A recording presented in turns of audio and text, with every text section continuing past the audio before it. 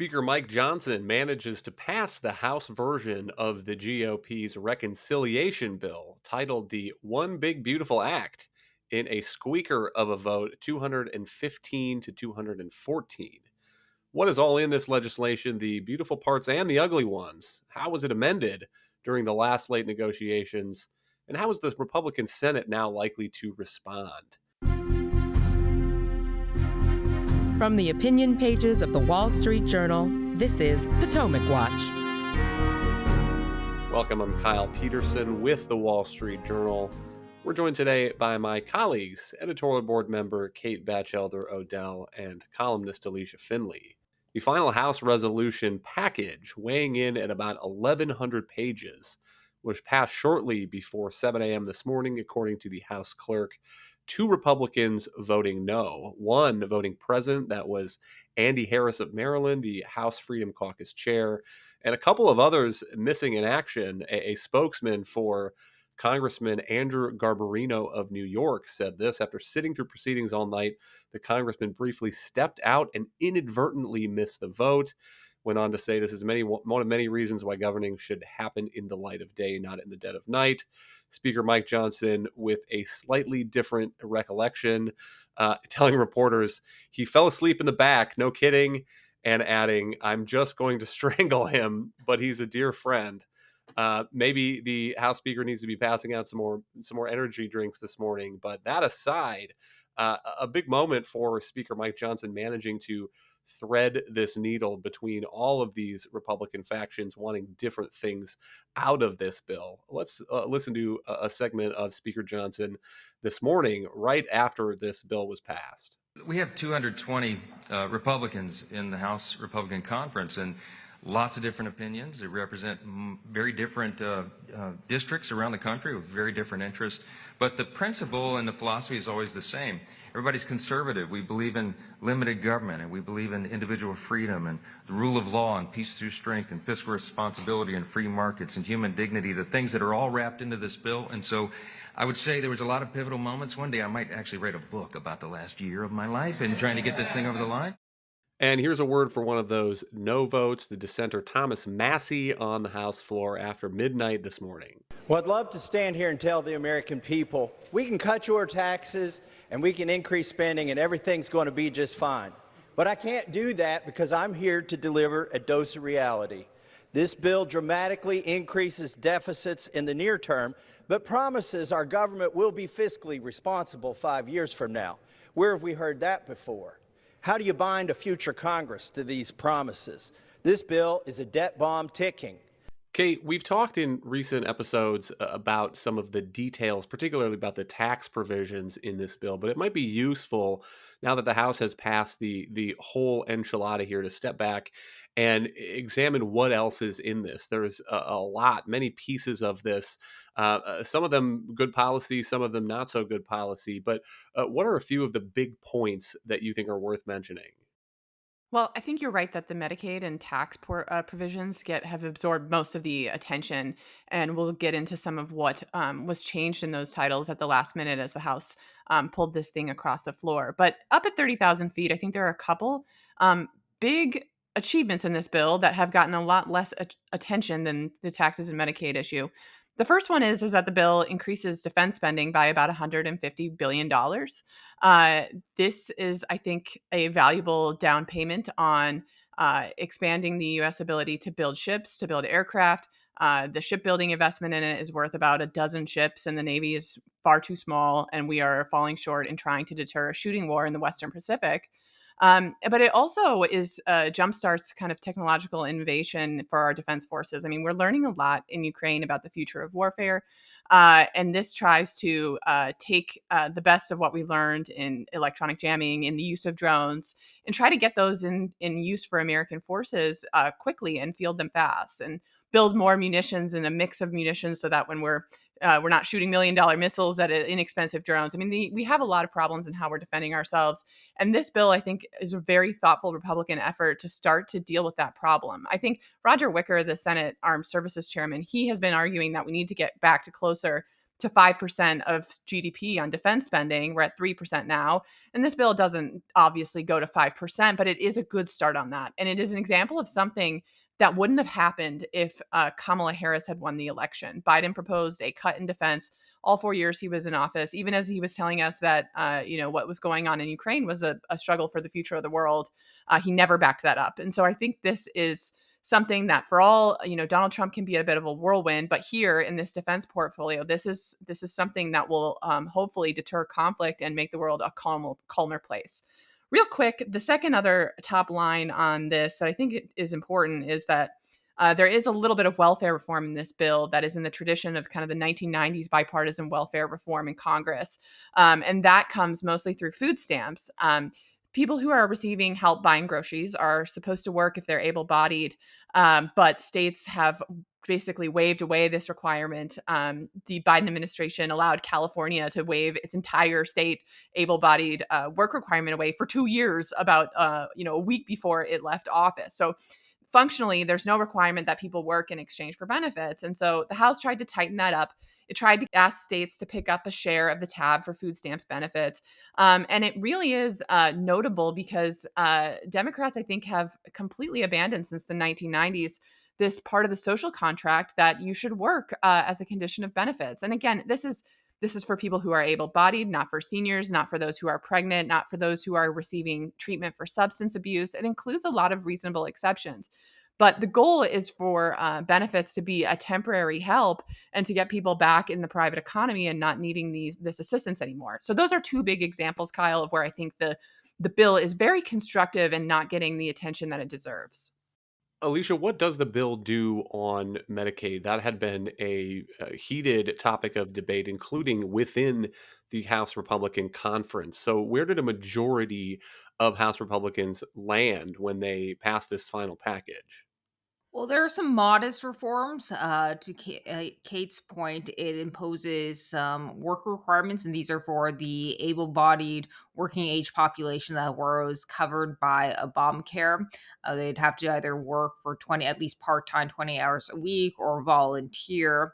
The initial bill didn't actually have those kick in until 2029, but Chip Roy pushed, to his credit, to move them up because whenever you have a delays, things inevitably get nixed, and it would have been likely that if the 2029 date had remained, that Democrats would have just repealed it in toto if they got control of Congress or the White House in early 2029.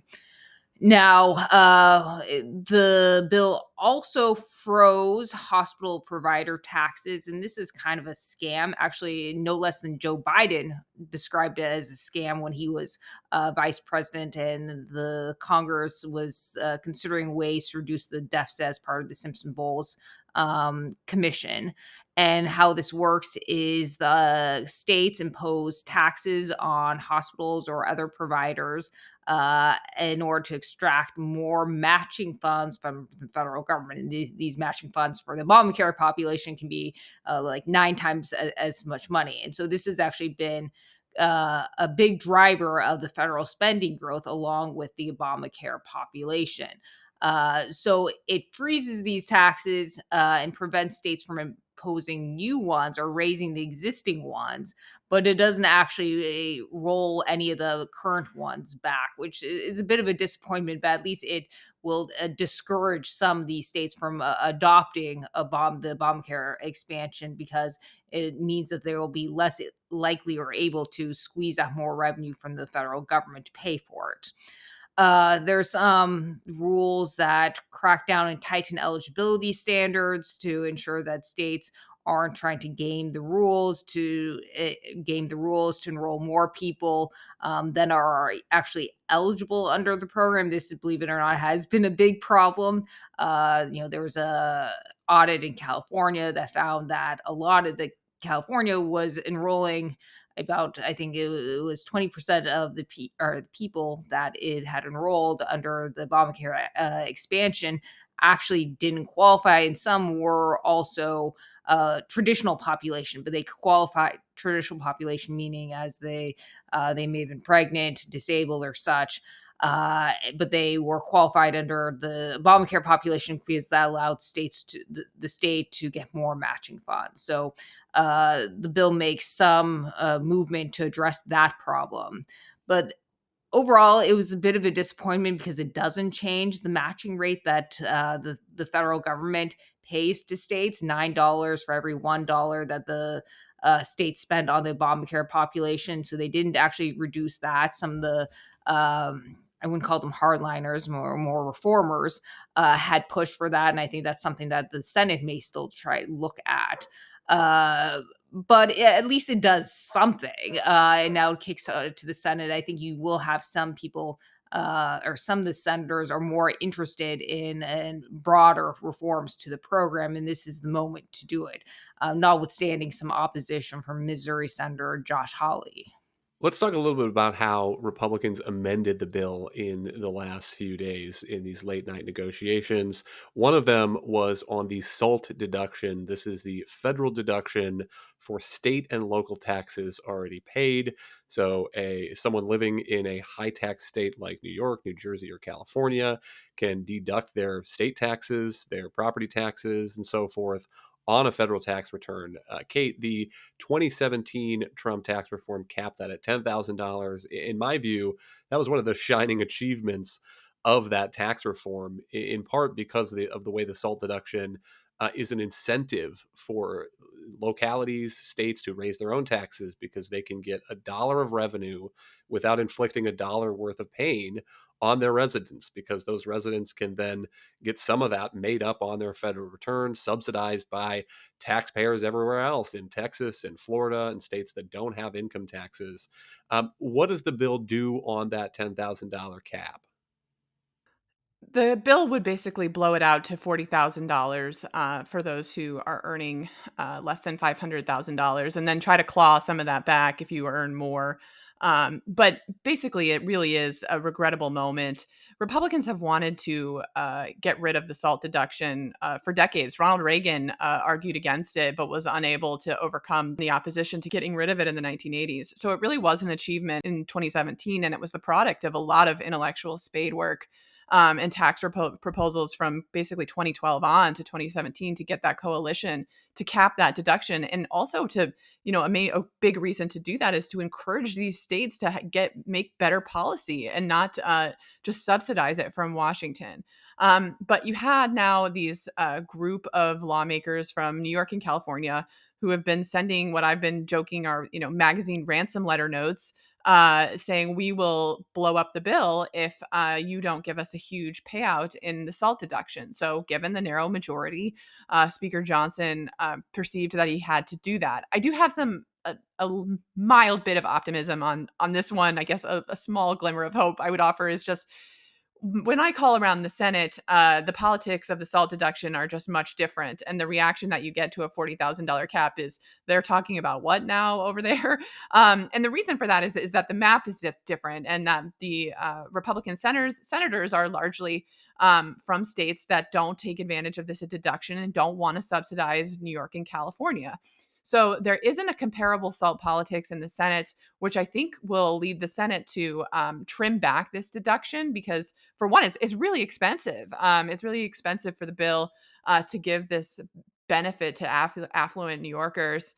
And so I think you will see the Senate hopefully go back to, lower it. Can they get back to lower than $30,000? I hope. And that may also be why you have seen so much extortion from these handful of lawmakers in the House, because they do expect that the Senate will trim it down. So that is a black eye on the bill, and the hope is that the Senate will rein it in a little bit because it just has so much less power and influence in the Senate. Meantime, the objection days ago on the other side of the Republican spectrum by conservatives, we mentioned Chip Roy earlier, was that the provisions were spend now and save later. And Alicia, one of the ways that the Speaker Mike Johnson and the Republican leadership seems to have addressed that concern is by changing some of the phase in and phase out dates For example, the Medicaid changes phase in earlier than they would have originally, and also some tweaks to the phase outs of some of the Biden era Inflation Reduction Act green subsidies. Can you give us a sense of what the conservatives, Chip Roy and company, got for their effort on that front? So initially, the phase out for these green subsidies, and we're really talking about two in particular. They're the clean electricity production tax credit and the clean energy investment tax credits, and they work two different ways, but they are mainly utilized by the solar and wind industries. And they, in the initial bill, wouldn't start to phase out in 2029, and they would continue to be available to developers until 2031. What the changes do is and the phase out was pegged to the projects being quote unquote in service by those years, which allowed the developers, as long as they started or they were operating or the projects were operating, then they could continue to qualify for at least the production tax credit for 10 years thereafter, because that's how that tax credit works. So with the current bill, or with that passed, would uh, phase in the expiration much sooner. It would require the projects to actually begin construction within 2 months of the bill's enactment. So basically, it freezes new projects, because you need kind of have to have all the project in the works already, if you're going to end up starting construction within 2 months. So it does halt new projects. Interestingly, Andrew Garbarino was one of the opponents of the faster phase in, and there's a big offshore wind project off his district, and that he has been very supportive of, and so maybe that's why he just managed to fall asleep during the vote. But let's also, I want to emphasize how generous these tax credits were in the IRA. They could offset 70% of the investment cost of a project, which is just huge. And it made it very difficult for natural gas and actually nuclear plants to compete in these wholesale markets. And actually, there was another tax credit for nuclear energy included in the IRA, and the tax bill would also phase that one out. That tax credit was only necessary because of the wind and solar tax credit. So at least it makes a move in the right direction on killing these green energy subsidies that have been around for 30 or 40 years. The industry has initially said that, well, these are infant technology and therefore we need subsidies, but they're no longer infants. They're grown up and they're still demanding essentially corporate welfare. And so I'm glad that Republicans are now cutting off the spigot. The other big downside in my mind, Kate, is these new provisions for no tax on tips, no tax on overtime. I know that President Trump promised those on the campaign trail in 2024, but I do worry they are going to become bonanzas for lobbyists and tax writers as they try to figure out how the IRS is going to implement them, who's going to be covered. Many people, businesses are going to rearrange their affairs, not for real economic reasons, but to take advantage of these new carve outs in the tax code. But Kate, overall, I mean, in any sort of legislation that is 1,000 pages, there are going to be high points, sometimes big ones, and low points, and sometimes pretty low ones. But what's your view? I mean, overall, is this a package that Republicans wanted to pass, needed to pass, especially given that the alternative is hanging out there, the expiration of those 2017 tax cuts at the end of this year, or at very least, if this had failed, the idea that Republicans would have to roll the dice and try to figure out a plan B? I think the lesson for Republicans, particularly in the tax title, is that you need to organize your tax bill around uh, Republican tax principles. And that I know sounds a little bit elementary, but like I was talking about, kind of the spade work that led up to 2017, the 2017 tax bill was really organized around growth, around lower rates on a broader base, and around permanence. I mean, they had to make some trade offs, but those were the anchors. And the anchor was 21% corporate rate that is permanent and will continue even after this bill.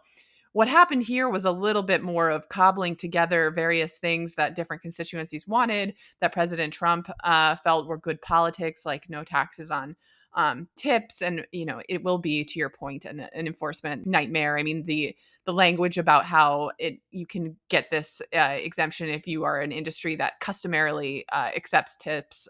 We're going to find out everything that fits into the customarily definition of tips as just incredibly expansive. So I do agree that those are regrettable provisions. I also think that that's an opportunity where the Senate could excise one of them, because don't forget there's also a larger deduction for seniors just because, and a deduction for car loan interest. The president surely can declare victory with just one or two of those and doesn't need all four of them. The other one I would add for the Senate to take a look at is the newborn entitlement that the bill includes under these MAGA accounts, where it starts to experiment with giving $1,000 for every new baby. On paper, and if you talk to the budget scorers, that doesn't cost very much, but is really a risk of becoming an entire new entitlement, because Democrats openly say, I mean, Cory Booker has said for years he wants a baby bond and he wants an annual contribution to it. The MAGA account might be worth excising, because it really does have potential to grow into a much bigger entitlement. But last thing real quick here, when I talk about tax principles, I mean, one of the big disappointments of the tax title is that some of the expensing provisions that are good for growth, that lift incomes, they're not permanent in the bill. They only go until 2029. I mean, that should be the first priority of the Senate, is making those provisions permanent, because big risk of this bill is that you don't get the economy from 2019 that everybody remembers from Trump 1 and liked.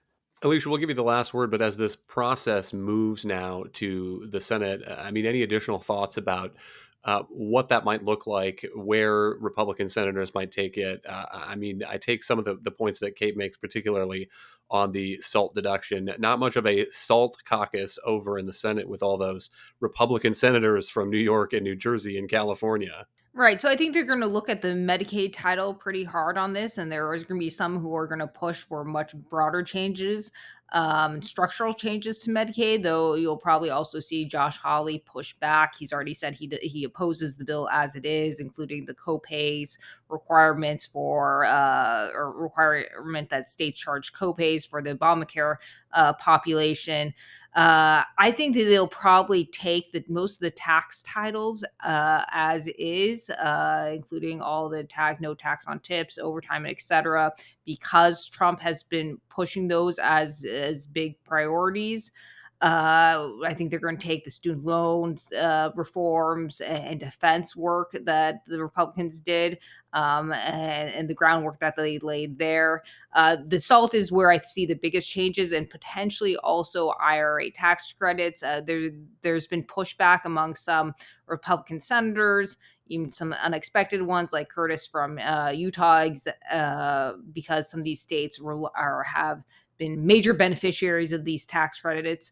So I think there may be pushback to any kind of a rollback or phase out of those. But I think that it'll be a lot easier to pass a bill through the Senate than it has been through the House. Thank you, Alicia and Kate. Thank you all for listening. You can email us at pwpodcast@wsj.com. If you like the show, please hit that subscribe button, and we'll be back tomorrow with another edition of Potomac Watch.